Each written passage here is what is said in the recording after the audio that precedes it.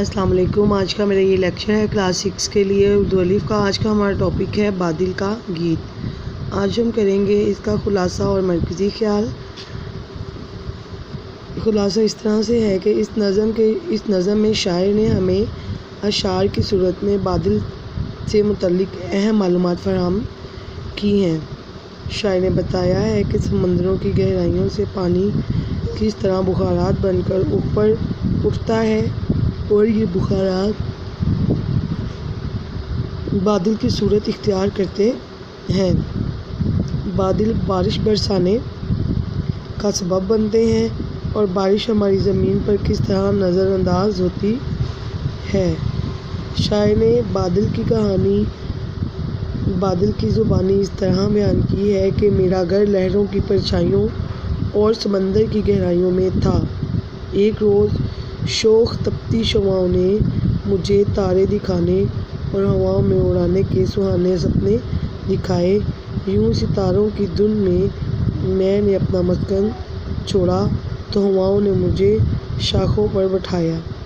میں پہاڑوں پر چھایا، تیز جھونکے نے مجھے پربت کی چوٹی تک پہنچایا۔ میں لپکا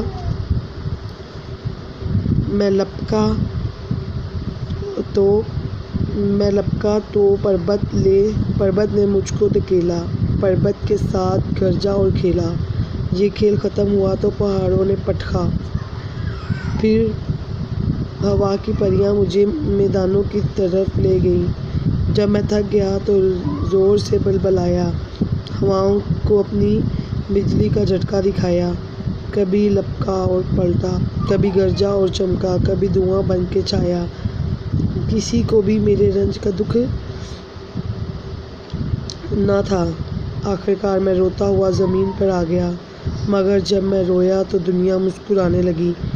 ایسے لگا جیسے میرے آنسوؤں سے زمین دھل چکی ہے، مگر ایک راز کھل چکا ہے کہ بارش کا یہ پانی نالے اور دریاؤں کی صورت اختیار کر کے دوبارہ سمندر میں جا ملے گا اور اس طرح میں دوبارہ سمندر میں واپس اپنے گھر چلا جاؤں گا۔ یہ تھا اس کا خلاصہ۔ اب ہم کریں گے اس کا بادل کے گیت کا مرکزی خیال۔ مرکزی خیال اس طرح سے ہے کہ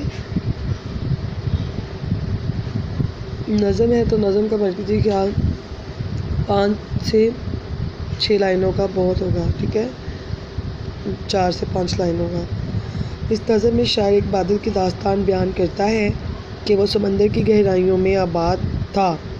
سورج کی شعاعیں اسے دھرتی پر لے آئیں اور وہ غم زدہ ہو کر رویا اور ندی نالوں دریاؤں میں گھرا کہ سمندر سے ندی نالے مل کر میرے دن واپس لوٹ لے آئیں گے۔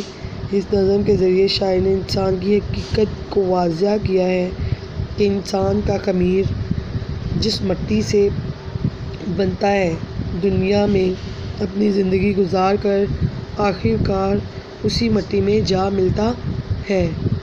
یہ ہے ہمارا اردو کا لیسن۔ اوکے اسٹوڈنٹس، اللہ حافظ۔